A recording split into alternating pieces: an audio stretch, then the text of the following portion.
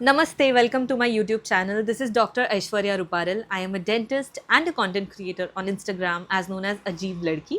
आप में से कुछ लोगों ने मुझे KBC में देखा होगा 2022 में, जहाँ मैंने गजोदर चाची का भी रोल किया था. नमस्ते, गजोदर चाची बोल रहे हैं.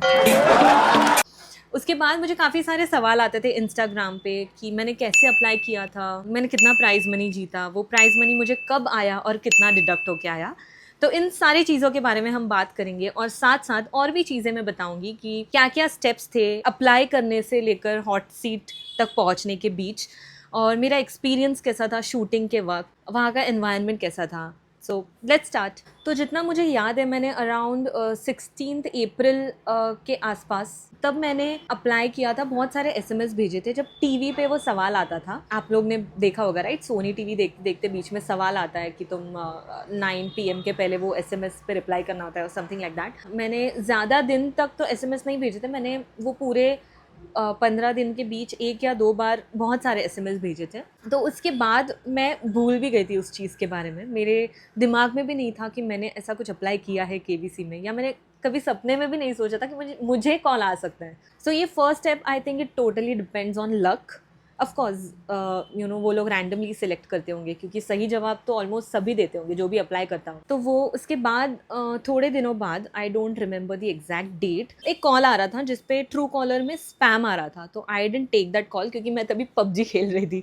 तो मैंने वो डिक्लाइन कर दिया कॉल. फिर एक और बार कॉल आया with in a span of 5 minutes. तो मैंने वापस डिक्लाइन किया. फिर से मुझे तुरंत से कॉल आया. तो मैंने सोचा ठीक है देख लेते हैं क्या है. तो मैंने रिसीव किया तो मुझे वो IVR जो रिकॉर्डेड आता है वो आया कि कौन बनेगा करोड़पति से बोल रहे हैं. तो पहले तो मुझे लगा प्रैंक कॉल है, बट देन आई रिमेंबर्ड कि ओह मैंने अप्लाई किया था. मुझे 3 सवालों के जवाब देने थे. तो उन्होंने 3 सवाल पूछे, पर यहाँ पे प्रॉब्लम ये हुआ कि 3 सवाल पूछने से पहले ही मेरा कॉल डिस्कनेक्ट हो गया. And I was so sad and frustrated. मैं रोने लगी कि एक चांस मिला था ज़िंदगी में कुछ करने का, पर ये भी चला गया हाथ से. मैंने सोचा ठीक है यार, अपने नसीब में तो है ही नहीं ये सब, सो भूल जाते हैं इसके बारे में. बट टू माई सरप्राइज 1-2 दिन के बाद, इट वॉज अ मंडे, तब मुझे वापस से कॉल आया. And I was so happy कि मुझे कॉल आया वापस से. तो सेम चीज़ें वापस हुई. उन्होंने मुझे पूछा मेरे डिटेल्स के बारे में. सिर्फ एंटर करना था बिकॉज वो रिकॉर्डेड कॉल था, कोई इंसान नहीं बात कर रहा था. उसके बाद मुझे वापस से उन्होंने 3 सवाल पूछे. तो फर्स्ट एंड सेकंड क्वेश्चन में वो ऑप्शंस बेस्ड था, और थर्ड क्वेश्चन मुझे अच्छे से याद है कि when was peacock declared as the national bird of India. तो उसका मुझे एग्जैक्ट तो नहीं पता था, बट मुझे पता था 1970s के आसपास हुआ था. तो आई एंटर्ड 1970. तो I think the answer was 1972 और 73.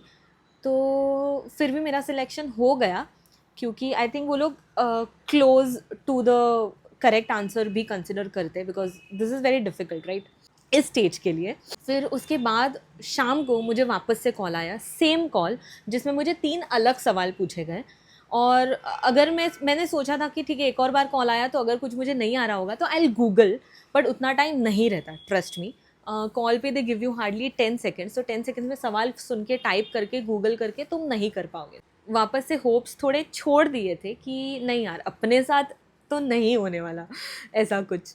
हाँ, कुछ एक्सपेक्टेशन ही नहीं है यार लाइफ में. फिर I just went on with life. और तभी मैं UPSC के लिए प्रिपेयर कर रही थी क्योंकि ग्रेजुएशन को थोड़े ही साल हुए थे और I was still figuring out what to do with life. फिर थोड़े दिनों बाद मुझे एक कॉल आया कि I have been selected for the next round, और मुझे अब एक टेस्ट देना होगा और मेरा इन पर्सन इंटरव्यू होगा, which was at a school in Andheri. तो उसका डेट 28 अप्रैल था as far as I remember. या तो कॉल 28 अप्रैल को आया था एंड उसके थोड़े दिनों बाद मेरा वो इंटरव्यू होने वाला था. तो कट टू दैट डे, उस दिन मॉर्निंग 7 या कुछ को पहुंचना था. बट मैंने ना थोड़ा रिसर्च किया था. वहाँ पे लोगों ने बोला था बहुत लंबी लाइन होती है क्योंकि काफ़ी लोगों को वो लोग वहीं पे बुलाते हैं for interview. So try and reach early. तो मैं मेरे फैमिली मेम्बर्स के साथ अराउंड 5:30 AM को पहुंच गई थी वहाँ पे. वो टाइम पे भी बहुत ज़्यादा लाइन था वहाँ पे. ओके, तो लाइन आई थिंक 7 AM को वो गेट खुलने वाला था, बट तब तक लाइन बहुत बढ़ चुका था। फिर अंदर तो वो लोग ने सिर्फ मुझे लिया, मेरे फैमिली मेम्बर्स को अलाउ नहीं किया। अंदर लेने के बाद ऐसे सीटिंग बिठाया हमको, एंड देन एक क्वेश्चन पेपर दिया जिसमें 20 क्वेश्चंस थे, MCQ क्वेश्चंस थे। तो वो इतना डिफ़िकल्ट नहीं था, थोड़ा मॉडरेट लेवल का था। कुछ क्वेश्चंस उसमें डिफ़िकल्ट थे और कुछ बहुत ईजी थे। तो उसके बाद वो क्वेश्चन पेपर सबमिट किया। मतलब ये प्रॉपर एक एग्ज़ाम जैसा था, जैसे हम स्कूल में एग्ज़ाम देते, कॉलेज में एग्ज़ाम देते थे, वैसा ही था। फिर क्वेश्चन पेपर सबमिट किया और उसके बाद आई थिंक वो लोग ने चेक किया रहेगा, राइट? तो थोड़ा टाइम गया बीच में। उसके बाद वो लोग ने कंटेस्टेंट वाइज वहाँ पे कुछ नंबर दिया। उसके बाद वो लोग ने जिसका सिलेक्शन हो गया वहाँ पे उनको बुला लिया। कट ऑफ मुझे पता नहीं कितना था, बट आई थिंक 20 मार्क्स का क्वेश्चन था, क्योंकि 20 क्वेश्चंस थे। उसमें से आई थिंक 12-13 के ऊपर वाले सिलेक्ट हो गए होंगे। मुझे 17 आया था, जो मुझे बाद में पता चला। जिनका सिलेक्शन हो गया उनको एक जगह पर लेके गए एंड वहाँ पे हमारा पर्सनल इंटरव्यू होने वाला था। मुझे कोई आइडिया नहीं था कि वो इंटरव्यू में क्या होता है, कैसे होता है, पर इंटरव्यू मेरा 2 लोगों ने लिया था and they were very sweet. बहुत अच्छे थे वो लोग। ने ऐसा कुछ सवाल नहीं पूछा, it was just like a normal conversation. Of course they will be judging कि हम कैसे हैं, हम कैसे बात करते हैं, केबीसी को हम कुछ वैल्यू देंगे कि नहीं। मैंने ऐसे सोचा था मेरे पास कुछ सैड स्टोरी नहीं है बोलने को, तो I will not get selected. क्योंकि एक ऐसा रहता है ना कि आजकल तो वैसे ही चल रहा है रियलिटी शोज़ में कि कुछ सैड स्टोरी रहेगा तो दे विल सिलेक्ट यू और एल्स दे वोंट। तो आई वॉज़ हैप्पी कि मैं इतने तक तो पहुँची एटलीस्ट, बिकॉज मेरे पूरे फैमिली में कोई नहीं पहुँचा यहाँ तक।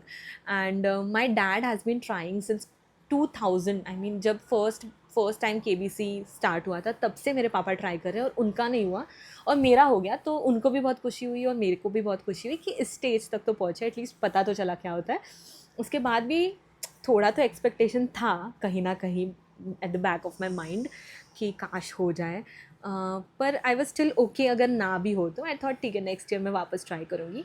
और एक और चीज़ है, अगर तुम या तुम्हारे फैमिली मेम्बर्स में से कोई प्रीवियस ईयर्स में हॉट सीट तक पहुंचा है तो I think they will not consider.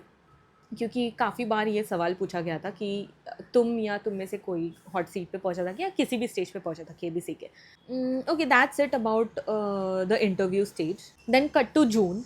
जून में मैं और मेरे फैमिली मेम्बर्स हम लोग शॉपिंग कर रहे थे एक मॉल में, और तभी मुझे कॉल आया केबीसी वाले रिप्रेजेंटेटिव से that I have been selected as a stand by contestant. तो मुझे तब पता नहीं चला कि क्या है exactly, but I was so happy कि मुझे कुछ तो सिलेक्शन हुआ यार। तो मैंने स्टैंड बाय का मतलब पूछा उनको, तो उन्होंने मुझे समझाया फास्टेस्ट फिंगर फर्स्ट राउंड तक 10 कंटेस्टेंट्स होते हैं, right? So in case someone doesn't turn up तो I will be the replacement. तो मैं स्टैंड बाय कंटेस्टेंट थी। आई वॉज थोड़ा सैड कि यार मैं सिलेक्ट हुई तो भी as a stand by contestant. But वो फर्स्ट एपिसोड था जो शूट होने वाला था वो वाले सीज़न का, 2022 का, और मैं गई थी वहाँ पे। ये रहे उसके फ़ोटोज़। और वो काफ़ी अच्छा एक्सपीरियंस था। स्टैंड बाय के बाद मुझे ऐसे लगा था कि शायद मुझे वो लोग बुलाए एज़ अ नॉर्मल कंटेस्टेंट, तो तभी मेरे होप्स बहुत हाई थे। पर तभी मैं स्ट्रेस्ड भी थी, तो मुझसे ज़्यादा पढ़ाई नहीं हो रही थी। मैंने सोचा था ठीक है यार, जितना हुआ है उतना हुआ है। फिर थोड़े दिनों में मुझे कॉल आया कि ये डेट को I have to go and shoot. 20 जुलाई के आसपास उन्होंने मुझे फाइनली बुलाया एज अ प्रॉपर कंटेस्टेंट। और तभी तो मुझे ऐसा लग रहा था सपना ही चल रहा है, मुझे बिलीव ही नहीं हो रहा था कि ये रियलिटी है। मैं जा रही हूँ एक तो अमिताभ बच्चन से मिलने, ऊपर से कौन बनेगा करोड़पति में जिसको पूरा इंडिया देखता है। ठीक है, एवरीवन, मतलब किसी को भी तुम पूछो तो कौन बनेगा करोड़पति तो उनको पता है, अगर नहीं भी देखते तो उन्होंने देखा है कभी ना कभी लाइफ में, या कोई तो देखता है उनके फैमिली में। और मैं वहाँ पे रहने वाली हूँ और पूरा इंडिया मुझे देखने वाला है। मुझे बिलीव नहीं हो रहा था। तो इस बीच जब मेरा फाइनली सिलेक्शन हुआ था अराउंड 5 जुलाई और समथिंग, कि मुझे 20 जुलाई को आना है, 19 जुलाई और 20 जुलाई, मुझे एग्जैक्ट डेट याद नहीं है। तो उसके बीच उनका रिप्रेजेंटेटिव मेरे टच में था कि you know normal talks and all, उनको मेरे बारे में जानना था, ताकि आई थिंक वो पर्सनलाइज्ड सवाल क्रिएट करते हैं अपने से रिलेटेड। सो काफ़ी सवाल पूछते थे and they were really sweet. वो लोग इतने अच्छे थे ना, बहुत अच्छे से बात करते थे। ओके, तो वो दिन फाइनली आ गया, 19 जुलाई आई सपोज़। और इसका शूटिंग जो होता है वो फिल्म सिटी में होता है, गोरेगांव में, मुंबई में। तो वहाँ पे हम पहुँचे मैं मेरे 3 फैमिली मेम्बर्स के साथ गई थी, तुम लोगों ने देखा होगा मेरे चैनल पे, which is my mother in law and my husband. Reporting was around 7 AM। वहाँ पे तुमको ना वो लोग बहुत सारे आउटफिट्स पहले वो लोग ही सिलेक्ट करते हैं। You have to send pictures, they will select outfits for you. तुमको बहुत सारे आउटफिट्स लेके जाने होते हैं। उसके कुछ क्राइटेरियाज होते हैं कि स्ट्राइप्स नहीं चाहिए, ब्राइट कलर्स चाहिए, उनके कैमरा एंड विजुअल्स के अकॉर्डिंग। तो that you'll have to get selected and वो तुमको कैरी करके लेके जाना पड़ेगा सारे 10 आउटफिट्स। नहीं सॉरी, 5 आउटफिट्स आई सपोज, या 10, मुझे याद नहीं, कुछ तो ज़्यादा नंबर ऑफ़ आउटफिट्स थे। शूट स्टार्ट होते होते काफ़ी टाइम लगा क्योंकि सबका कपड़े सिलेक्शन करना था सब लोगों का। बस मुझे एक चीज़ अच्छा नहीं लगा कि उन्होंने मुझे खुद मेकअप नहीं करने दिया, उन्होंने सबका मेकअप खुद किया और मेरे बाल ऐसे बांध दिए थे जिसमें मैं बहुत गंदी लग रही थी, ऐसा मुझे लगता है। I could have looked much better. ठीक है, इतना चलता है। फास्टेस्ट फिंगर फर्स्ट के पहले भी उन्होंने ऐसे ट्रायल करवाया so that people get used to it. वो फास्टेस्ट फिंगर फर्स्ट में कैसे करना है, क्या करना है, वो सब एक रूल्स समझाए और वो समझाया। और सब इतने स्वीट है, कोई रूडली नहीं बात करता, सब अच्छे से बात करते हैं। वहाँ का एनवायरनमेंट बहुत पॉजिटिव एंड बहुत अच्छा है। और फिर वो होने के बाद फिर around 3:30 PM Amitabh Bachchan sir को देखा मैंने फाइनली। फिर फास्टेस्ट फिंगर फर्स्ट हुआ और जो भी मेरे बाकी भी कंटेस्टेंट थे साथ में, उनके साथ में अभी भी कांटेक्ट में हूँ, वो भी सारे बहुत अच्छे लोग थे। फास्टेस्ट फिंगर फर्स्ट में फिर वो आया, फिर मेरे पहले कोई और आए एंड फिर सेकंड फास्टेस्ट फिंगर फर्स्ट हुआ सेम डे पे, तो आई गॉट सिलेक्टेड तभी। तो I went on the hot seat. फिर वहाँ पे वो लोग एक ब्रेक लेते हैं जहाँ पे they just come and talk to us, क्योंकि उनको पता रहता है कि कंटेस्टेंट्स ऑब्वियसली नर्वस होंगे। फिर फाइनली स्टार्ट हो गया एंड यू नो वॉट, इसमें कोई भी रीटेक्स नहीं होता है, जो भी होता है वैसे का वैसे दिखाते हैं, पूरा का पूरा, देयर आर नो रीटेक्स। तो शूट स्टार्ट होने में थोड़ा टाइम लगा, like 7 AM to around 3 PM, but once वो शूट स्टार्ट हो गया वो ऑलमोस्ट 1.5-2 घंटे में कंप्लीट हो गया पूरा का पूरा। और अमिताभ बच्चन सर बहुत ज़्यादा डाउन टू अर्थ है, इतने अच्छे हैं। मुझे बीच में नर्वस फील हो रहा था तो ही वॉज ऑफरिंग वाटर। वो इतना अच्छे से बात करते हैं, ऐसे लगता ही नहीं है, मुझे ऐसा लगा ही नहीं कि मैं वहाँ पे बैठी हूँ इतने लोगों के सामने, मैं कैमरा के सामने, पूरा इंडिया मुझे देखने वाला है। फिर वो शूट का डे ख़त्म हो गया एंड देन नेक्स्ट डे, एक दिन बीच में ब्रेक था आई थिंक, उसके next day we had to go again and फिर सारा वो हुआ। I won 12,50,000। I was very sad after that कि मुझे और चाहिए था।